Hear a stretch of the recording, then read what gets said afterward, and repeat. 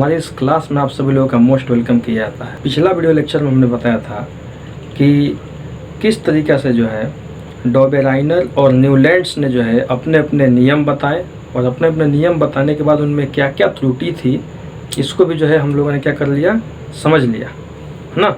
इसके बाद आज जो है जो हम लोगों का क्लास है तत्वों का आवर्ती वर्गीकरण पे, है ना, जिसमें जो है हम लोग पढ़ेंगे मेंडलीव का आवर्त नियम। यानी कि मेंडलीव ने जो है जब न्यूलैंड का जो है प्रयास जो है क्लासिफिकेशन करने में उसका प्रयास जो है अधूरा रह गया, मेहनत जो है उस पर पानी फिर गया, है ना। तो मेंडलीव ने जो है, एक व्यक्ति थे मेंडलीव, है ना, दिमित्री इवानोविच मेंडलीव इनका पूरा नाम था, है ना। और उन्होंने ही एक नियम दिया, है ना, जिसे जो है मेंडलीव का आवर्त नियम कहा जाता है ना। चलिए समझते हैं मेंडलीव का आवर्त नियम। मेंडलीव ने क्या नियम बताया? तत्वों को जो है क्लासिफाइड करने में, तत्वों को वर्गीकृत करने में जो है उन्होंने नियम क्या बनाया? तो तत्वों के भौतिक और रासायनिक गुणधर्म उनके परमाणु द्रव्यमान के आवर्त फलन होते हैं, इस नियम को बताया। अब ये रूल कह क्या रहा है, मतलब ये नियम क्या कह रहा है, इसको हम लोग समझेंगे। अब यहाँ पे समझिए तत्वों के भौतिक और रासायनिक गुणधर्म, है ना। यहाँ पे जो है आपको जो है ये समझाए थे हम कि भौतिक और रासायनिक गुणधर्म, इसका मतलब क्या हुआ? तो तत्वों का जो भौतिक गुण का मतलब ये है, यहाँ पे पहले ध्यान से जो है इसको आप समझ लीजिए कि भौतिक गुण रासायनिक गुण का मतलब क्या हुआ। भौतिक गुण का मतलब ये हुआ कि जो है वो किस अवस्था में है, मतलब जो है क्या वो सॉलिड है, यानी कि जो है क्या वो ठोस है या फिर द्रव है या फिर गैस है, यार क्लियर, या फिर जो है उसका द्रवणांक क्वथनांक कितना होता है। तो इस तरीक़े से जो है ये सारे गुण जो है कहलाते हैं क्या, कि जो है वो उसका भौतिक गुण, मतलब वो अपने जिस अवस्था में अपने आप को बनाए रख रहा है उसी को बोलते हैं उसका भौतिक गुण। जैसे ये मार्कर है, तो मार्कर में क्या है भाई, तो मार्कर जो है ये कड़ा है, साथ साथ ये ठोस है ना। इसको जो है जब हम खुल करके चलाते हैं बोर्ड पे तो ये जो है ब्लू रंग का चलता है। तो ये सब इसके भौतिक गुण हैं, जो कि ये गुण इसमें अभी हैं, स्थित हैं, जो उसका जो है अभी वर्तमान गुण है, जिस गुण को लेकर के जो है अभी यहाँ पे है, अपने आप को रखा हुआ, तो इसी को बोलते हैं उसका भौतिक गुण, जो उसका वर्तमान गुण है।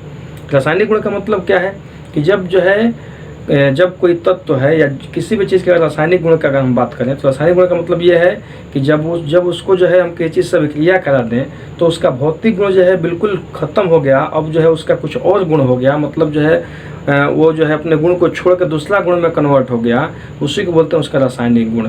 आज क्लियर। जैसे मान लीजिए कि जो है कोई तत्व है, तो वो जो है हवा से या फिर जो है किसी और चीज़ से विक्रिया करके जो है कोई नया प्रोडक्ट बना लेता है, कोई नया पदार्थ का निर्माण कर लेता है, तो वो गुण उसका रासायनिक गुण कहलाएगा। Are you clear.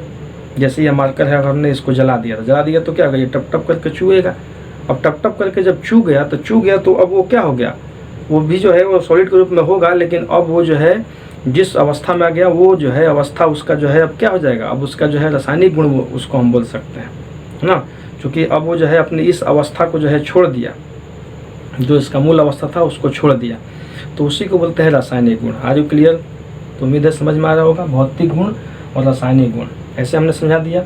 तो कोई भी तत्व का भौतिक और रासायनिक गुण जो होता है मेंडलीव के अनुसार, उनके परमाणु द्रव्यमान मतलब उनका जो ही परमाणु द्रव्यमान होगा। जैसे तत्व के अलग अलग परमाणु द्रव्यमान होते हैं, है ना, हाइड्रोजन का एक होता है, ऐसे ही जो है बहुत सारे तत्व का परमाणु हम लोग जान रहे हैं ना, कार्बन का जो है 12 होता है, नाइट्रोजन का 14 होता है, ऐसे करके जो है होते हैं। तो अलग अलग तत्व का परमाणु द्रव्यमान होता है, तो परमाणु द्रव्यमान के आवर्त फलन होते हैं। अब ये देखिए आवर्त फलन का मतलब क्या हुआ, आवर्त फलन इसको समझा दे रहा है। आवर्त फलन का मतलब ये हुआ कि यदि तत्वों को उनके परमाणु द्रव्यमान के बढ़ते क्रम में सजाते चला जाए, यदि तत्वों को उनके परमाणु द्रव्यमान के बढ़ते क्रम में सजाते चले जाएंगे, है ना, तो एक निश्चित क्रम के बाद में है ना समान गुण वाले तत्व, समान गुण का मतलब क्या हुआ कि ये भौतिक और रासायनिक गुण से जो है क्या होंगे, वो समान होंगे, है ना। मतलब उनके भौतिक और रासायनिक गुण क्या होंगे, समान होंगे। तो समान गुण वाले तत्व, है ना, एक लाइन में कहिए या फिर एक वर्ग में जो है मिलना शुरू हो जाते हैं, इसी को बोलते हैं आवर्त फलन। आजू क्लियर। तो आवर्त फलन का मतलब क्या हुआ, है ना, कि जो है वो एक वर्ग में, मतलब जो है एक लाइन में जो है मिलना शुरू हो जाते हैं, है ना, उसी को बोलते हैं आवर्त फलन। तो इसका जो है पूरा मतलब ये हो गया कि यदि तत्वों को जो है उनके परमाणु द्रव्यमान के बढ़ते क्रम में सजाया जाए, परमाणु द्रव्यमान को जो है बढ़ते क्रम में सजाएंगे, तो उनके जो गुण मिलेंगे, है ना, है ना, तो समान समान गुणों वाले तत्व है ना, यहाँ पे जो है इसको इस तरीके से पुनः समझ लीजिए कि तत्वों को यदि जो है परमाणु द्रव्यमान के बढ़ते क्रम में से जाएंगे, है ना, परमाणु द्रव्यमान के बढ़ते क्रम में से जाएंगे तो एक निश्चित अंतराल के बाद में समान समान गुण वाले तत्व जो होंगे वो एक वर्ग में कहिए या फिर एक लाइन में कहिए या एक कतार में कहिए, है ना, वो जो है मिलना शुरू हो जाते हैं। तो इसी रूल को जो है मेंडलीव ने बताया। बहुत इंपॉर्टेंट यहाँ पे एक ऑब्जेक्टिव क्वेश्चन आता है, आपको बता दें।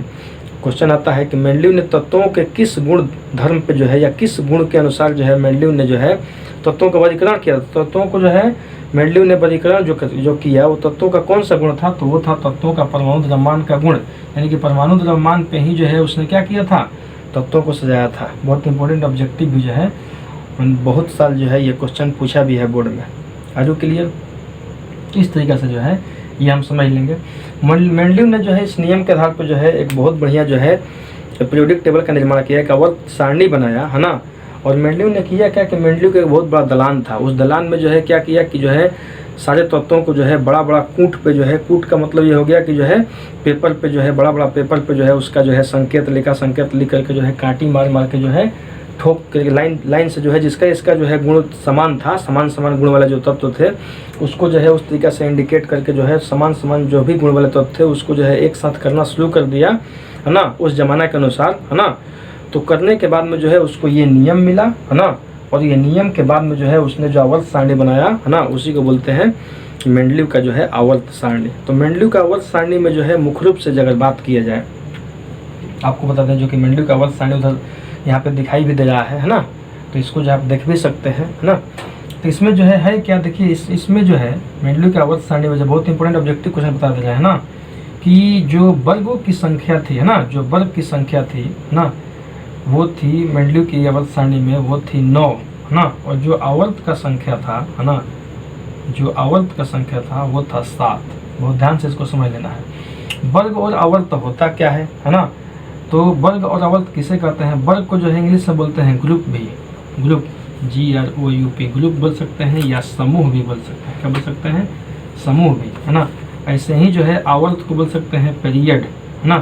तो यहाँ पे इसको भी जो है ध्यान में रखना है। वर्ग किसे कहते हैं, है ना, तो आवर्त सारणी में जो उदग्र स्तंभ होता है, मतलब जो खड़ा लाइन होता है इस तरीके से, है ना, जो आप देख रहे हैं बगल में जो खड़ा लाइन है उसी को बोलते हैं वर्ग या ग्रुप या समूह, जिसकी संख्या 9 थी। और आवर्त का जहाँ तक बात किया जाए तो जो सोया हुआ लाइन है ना, सोया हुआ लाइन का मतलब जो है इस तरीके से जो है ना, इसको बोल सकते हैं क्षैतिज कतार। तो जो क्षैतिज कतार है ना, आवर्त सारणी की जो क्षैतिज कतार है उसी को बोलते हैं हम क्या, तो उसको आवर्त बोल सकते हैं, जिसका संख्या कितना था 7। ऐसे जो है हम इसको जान सकते हैं। तो यहाँ पे जो है एक और बहुत इंपॉर्टेंट पॉइंट आपको बता दें कि जो वर्गों की संख्या 9 थी, इस 9 में जो है देखिए यहाँ पे समझा दे रहे हैं, इस 9 में जो है 7 ऐसे वर्ग थे, है ना, शुरू से लेकर के 7वां नंबर तक 7 ऐसे वर्ग थे, मतलब 1 से लेकर 7 तक, इसको जो है 1 से 7 तक, जिसमें जो है उप वर्ग भी थे, यानी कि ये 2 भागों में बटे हुए थे, A और B 2 उप वर्गों में बटे हुए थे, जो कि 1 से 7 तक का जो है ये संख्या था जो A और B में बटा हुआ था। लेकिन 8वां जो वर्ग था, यहाँ पे जो आपको समझा दें ना, यहाँ पे समझा देते हैं ना, लेकिन जो 8वां वर्ग था ना, जो 8वां वर्ग था ना, वो जो था वो सिंगल था, और 9वां वर्ग भी सिंगल था ना। 9वां वर्ग का मतलब ये है कि 9वां वर्ग को जो है शून्य वर्ग बोला गया। क्या बोला गया, शून्य वर्ग था ना। तो जो 9वां वर्ग था, है ना, उसमें जो है अक्रिय गैस को रखा गया। अक्रिय गैस यानी कि निष्क्रिय गैस, है ना, जिनकी क्रियाशीलता 0 होती है, अक्रिय गैस या निष्क्रिय गैस हम बोल सकते हैं। इनकी क्रियाशीलता जो है बिल्कुल शून्य होती है, मतलब ये किसी से अभिक्रिया नहीं करते हैं, इसलिए जो है इसको शून्य वर्ग का भी नाम दिया गया, है ना। तो ये जो है इसका 9वां वर्ग था, है ना, जिसको शून्य वर्ग, इसमें अक्रिय गैस थे, है ना, जिनकी संख्या जो है 6 थी, है ना, जिनकी संख्या 6 अभी भी है ना, है नहीं अगर कल, यानी कि जो है इसको जो हम जान भी रहे हैं कि 6 कौन कौन है, तो 6 है वही, है ना, जिसको हम बोल सकते हैं कि है नहीं अगर कर, है ना, 0 रन पर, है ना। तो ये 6 थे, है ना, जिनकी खोज हो चुकी थी। आजू क्लियर, है ना, जो कि जो है वहाँ पे दिखाई भी दे रहा है आपको किस तरीके से जो है। और यहाँ पे जो है हम ये जान सकते हैं कि 8वां वर्ग था, 8वां वर्ग में जो था इसमें 3 तत्वों को सजाया गया था। 3 तत्वों को मेंडलीव ने एक साथ सजाया था अपने 8वें वर्ग में। तो तो इस तरीक़ा से हम ये जान पा रहे हैं। काफ़ी इंपॉर्टेंट ऑब्जेक्टिव भी जो है अगर देगा तो जो है यही क्वेश्चन देगा, अब इससे बाहर क्वेश्चन नहीं आएगा मेंडलीव से। Are you clear? तो इसका आप स्क्रीनशॉट ले लें, है ना। चलिए अब हम समझते हैं कि मेंडलीव का जो आवर्त सारणी बना, यानी कि मेंडलीव ने जो आवर्त सारणी यानी कि पीरियोडिक टेबल जो बनाया, पीरियोडिक टेबल जो बनाया मेंडलीव ने, तो इस टेबल्स का जो है क्या मुख्य रूप से विशेषताएं हैं, है ना, या फिर क्या इसके गुण हैं, है ना, ऐसे भी इसको हम कह सकते हैं। तो विशेषताएं क्या है, यहाँ से भी जो है काफ़ी इंपॉर्टेंट जो है क्वेश्चन जो है ये दे सकता है एग्ज़ाम में, है ना। तो विशेषताएं में पहला तो हम ये जान सकते हैं, विशेषताएं का जहाँ तक बात है मेंडलीव की जो है, तो रसायन शास्त्र को जो है और आगे बढ़ाने में जो है काफ़ी जो है इसका योगदान रहा, है ना। पहला तो हम ये लिख सकते हैं कि रसायन शास्त्र के क्षेत्र में जो है काफ़ी बढ़िया जो है योगदान दिया इसने, है ना, ऐसे करके। हालांकि PDF वगैरह जो है हम सब डाल देंगे।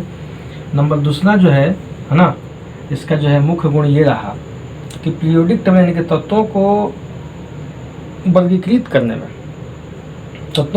करने में जो है इसने बहुत एक अहम भूमिका निभाई। इसने एक बहुत अच्छा डायरेक्शन दे दिया, है ना, कि तत्वों को इस तरीके से सजाया जा सकता है। तो ये इसकी जो है काफ़ी अच्छा डायरेक्शन है, काफ़ी अच्छा दिशा दिया, हम इस तरीके से लिख सकते हैं कि काफ़ी अच्छा जो है इसने डायरेक्शन यानी कि दिशा दिया, है ना, जिसके आधार पर जो है आगे मोस्ले ने बनाया, है ना। इसी दिशा को जो है इंडिकेट करके जो है मोस्ले ने जो है बनाया भी, मोस्ले को एक अच्छा जो है डायरेक्शन मिल गया। तो ये जो है इसका दूसरा जो है विशेषता ले सकते हैं। नंबर तीसरा जो है इसका विशेषता, है ना, मुख्य रूप से जो है 3 ही हम समझेंगे, है ना। हालांकि बुक्स वगैरह में और भी दिए होंगे तो आप वहाँ पर भी जो है जाकर के जो है थोड़ा पढ़ सकते हैं। नंबर तीसरा में जो है इसमें दिया हुआ है क्या, है ना, नंबर तीसरा जो है इसकी विशेषता ये है कि मेंडलीव ने जो है कुछ तत्वों का जो है अभी खोज नहीं हो पाया था, है ना, लेकिन मेंडलीव ने जो है ऐसे 3 तत्व थे जिसका जो है उन्होंने भविष्यवाणी कर दिया था कि ये तत्व जो है आएंगे ही आएंगे, और उनका जो है नामकरण भी कर दिया था, है ना। ये जो है काफ़ी आश्चर्यजनक बात है ना। मेंडलीव ने जो है अपने इस पीरियोडिक टेबल से जो है जान करके जो है वो 3 तत्वों का जो है भविष्यवाणी किया था, जो इसकी बहुत सुंदर जो है विशेषताएँ हैं, है ना। जिसमें क्या है, जिसमें है एका बोरॉन, ना, एका, इसको इस तरीके से लिख सकते हैं एका, है ना, एका एल्यूमिनियम,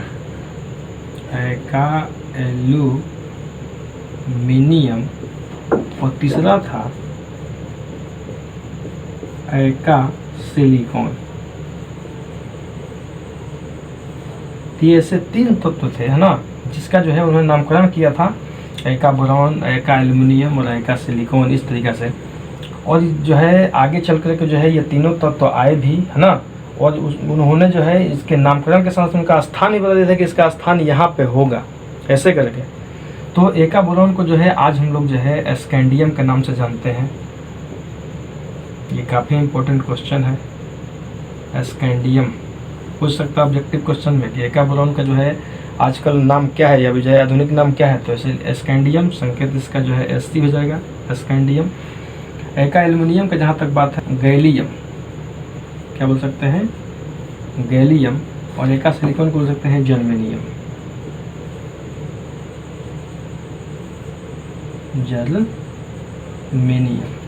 है ना, ऐसे करके जो है ये इसके नाम हो जाएंगे। गैलियम Ga और जर्मेनियम हो जाएगा Ge। अब ये याद कैसे रहेंगे, अब यहाँ पे समझिए ये याद कैसे रहेंगे। तो याद इस तरीके से रहेगा, यहाँ पे समझ लीजिए कि जैसे हमने जो है एक बहुत ढंग का जो है क्लास दिया था, जिसमें हमने बताया था कि तत्वों को जो है कैसे हम याद रख पाएंगे, पीरियोडिक टेबल को कैसे याद रखेंगे, कि कौन कौन से वर्ग में जो है कैसे जो है एक साथ तत्व कौन कौन आ रहा है, उसका बहुत बढ़िया हमने ट्रिक बताया था, या निमोनिक्स कह सकते हैं, वो हमने समझाया था। अगर वो आप क्लास नहीं लिए हैं तो स्क्रीन पर देखिए आ रहा है, इस क्लास को जो है आप ले लीजिए, है ना, ज़रूर से इस क्लास को आप देखें, है ना। तो यहाँ पे जो है जो ट्रिक हमने बताया था उसी पे जो है इसको याद रख सकते हैं। जैसे जो है वर्ग संख्या 13 की अगर बात की जाए, देखिए यहाँ पे जो है समझा दे रहे हैं कि वर्ग संख्या 13 की अगर बात किया जाए, है ना, वर्ग संख्या 13 का, देखिए स्क्रीन पे भी आ रहा होगा, यहाँ पर भी देखिए समझा दे रहे हैं, है ना, कि बैगन, आलू, गाजर, और 14 में है कहे शिव जी जी। तो यहाँ पे देखिए एका बोरॉन, यानी कि यहीं पे भी ये 13 में बोरॉन आता है बी, है ना। तो ये एका बोरॉन का नाम हो जाएगा क्या, स्कैंडियम। याद रखिएगा ये जो है स्कैंडियम हो जाएगा। और इसी पे जो है एका एल्यूमिनियम, यहाँ पे देखिए एल्यूमिनियम आ रहा है Al, तो एका एल्यूमिनियम का नाम क्या हो जाएगा, तो एल्यूमिनियम के नीचे क्या है, गैलियम है। बस यहीं पे समझ लेना है। यहाँ पे जो है बोरॉन को जो है यहाँ पे स्कैंडियम कर देंगे, लेकिन एका एल्यूमिनियम के नीचे कौन आ रहा है, तो गैलियम आ रहा है। तो एका एल्यूमिनियम का नाम जो है गैलियम हो गया Ga, देखिए Ga संकेत में। और यहाँ पे देखिए एका सिलिकॉन, तो सिलिकॉन के नीचे क्या है, तो सिलिकॉन के नीचे जर्मेनियम है। बस एका सिलिकॉन का मतलब जो है कि इसका नया नाम जो है जर्मेनियम हो गया। आजू क्लियर, हम ऐसे समझ सकते हैं, जो कि स्क्रीन पर भी आपको दिखाई दे रहा होगा। समझ में बात आ रही है इस तरीके से। तो ये जो है इनकी विशेषताएं, है ना। इसका स्क्रीनशॉट ले लें।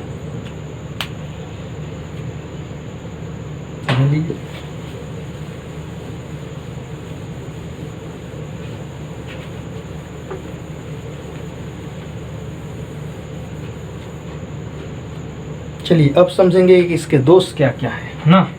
तो मेंडलीव के जो है आवर्त सारणी के दोष क्या क्या है, क्या क्या इसके लिमिटेशंस है ना। तो दोष में जो है पहला जो है हम ये देखेंगे डिमेरिट्स ना। पहला हम देखेंगे हाइड्रोजन का स्थान।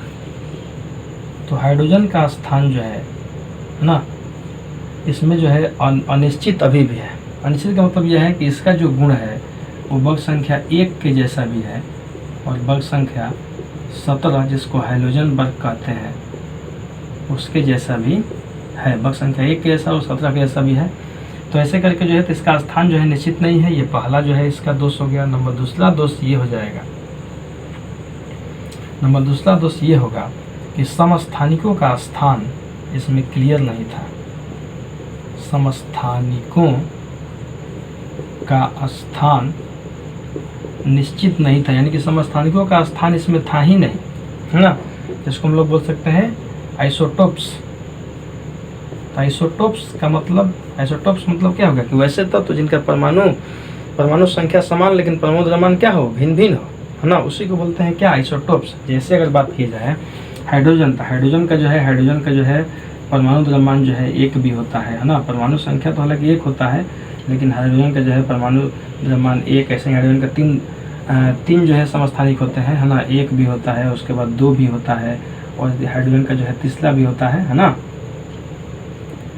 हाइड्रोजन का जो है यहाँ पे जो है तीसरा भी होता है ना। परमाणु द्रव्यमान जो है इसके जो है 3 हो जाएंगे, 1, 2 और 3, है ना। ये द्रव्यमान को इंडिकेट कर रहा है, ये संख्या को इंडिकेट कर रहा है, नीचे वाला था। ये सब भी बराबर है कि परमाणु संख्या समान, परमाणु द्रव्यमान भिन्न भिन्न होते हैं। तो परमाणु संख्या जो 1 वाला जो है, या 2 वाला या 3 वाला, तो परमाणु संख्या 1 का तो जो स्थान था, लेकिन इस 2, 3 का स्थान उसमें नहीं था। आजू के लिए ऐसे ही जो है हम देख सकते हैं आगे कि जो है कार्बन। तो कार्बन जो है 6, 12, और कार्बन के जो है समस्थानिक जो है काफ़ी इंपॉर्टेंट जो है 6, 14, है ना। तो 12 का तो स्थान दिया गया था, लेकिन 14 का कोई स्थान नहीं था। तो ऐसे करके जो है नाइट्रोजन भी है, ऐसे करके बहुत सारे तत्व हैं जिनका समस्थानिक है। तो समस्थानिकों का कोई स्थान नहीं था, मतलब जो है समस्थानिकों के लिए जो है कोई स्थान इसमें इंडिकेट नहीं किया गया था। तो ये इसका जो है दूसरा जो है दोष था। और नंबर तीसरा दोष ये था कि मेंडलीव ने अपने आवर्त सारणी में, ध्यान से इसको समझ लीजिएगा, मेंडलीव ने अपने आवर्त सारणी में जो है परमाणु द्रव्यमान के बढ़ते क्रम में जो है तत्वों को सजाया था।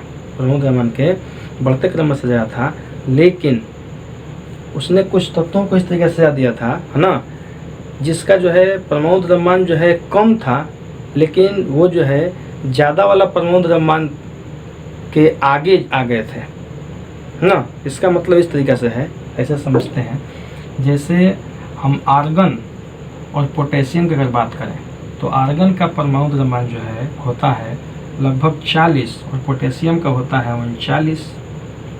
तो स्थान कहाँ होना चाहिए, पहले ये होना चाहिए, उसके बाद ये होना चाहिए, लेकिन उसके जो है आवर्त सारणी में देखिएगा मेंडलीव का, तो इसका स्थान जो है, इसका स्थान है पहले और इसका स्थान है बाद में, मतलब ये है बाद में। तो बाद में ये है, मतलब क्या है, 39 वाला पहले होना चाहिए था, ये बाद में होना चाहिए था, लेकिन इसका स्थान हो गया पहले और ये हो गया क्या, बाद में। तो इस तरीके से जो है ऐसे और भी, यही नहीं, ऐसे और भी जो है बहुत सारे उसमें मिलेंगे। बहुत सारे का मतलब कि और भी उसमें है जो कि ये इसका जो है दोष हो गया। आज क्लियर। तो मुख्य रूप से ये सब दोष हैं जो कि जो है इसके आवर्त सारणी को जो है या फिर इसके आवर्त नियम को जो है क्या कर दिए, बर्बाद कर दिए, है ना। लेकिन यहाँ पर तो हम ये कह सकते हैं कि मेंडलीव ने जो है अपना पूरा योगदान दिया केमिस्ट्री को आगे बढ़ाने में, और एक दिशा निर्देश बहुत ढंग का दिया जहाँ से कि मोसले ने जो है कामयाबी पाई। आज क्लियर। तो चलिए, अभी तक का क्लास कैसा लगा ये बताइए। अच्छा लगा तो अभी तक का क्लास अच्छा लगा तो कमेंट में जो है लिखें कि सर बहुत बढ़िया क्लास लगा। नंबर दूसरा, अगर अच्छा लगता है तो लाइक करें, है ना, सब्सक्राइब करें चैनल को, और साथ ही साथ बेल आइकन को दबाएं जिससे नया वीडियो कौन आने वाला है ये पता चल जाए। और साथ ही साथ आपको बता दें कि जो अगला हमारा वीडियो बनने जा रहा है, मतलब अगला जो इस क्लास का जो है क्लास हम लेने वाले हैं इस चैप्टर का, उसमें जो है हम ये जानेंगे कि किस तरीक़ा से जो है मोसले ने जो है आवर्त सारणी में जो है अपने आप को स्थापित किया। मोसले ने कौन सा नियम दिया, कैसे इसको जो है विजय मिला आवर्त सारणी को बनाने में, कैसे वो जीत गया, बाकी लोग जो है इसमें हार गए तो वो क्यों हार पाई है हम लोगों ने देख लिया। तो चलते हैं नेक्स्ट में, है ना, वहाँ पे मिलेंगे जहाँ पे समझेंगे कि मोसले का आवर्त नियम क्या है और उसका आवर्त सारणी क्या है। Are you clear. तब तक के लिए बहुत बहुत धन्यवाद अच्छा से सुनने के लिए। Thank you.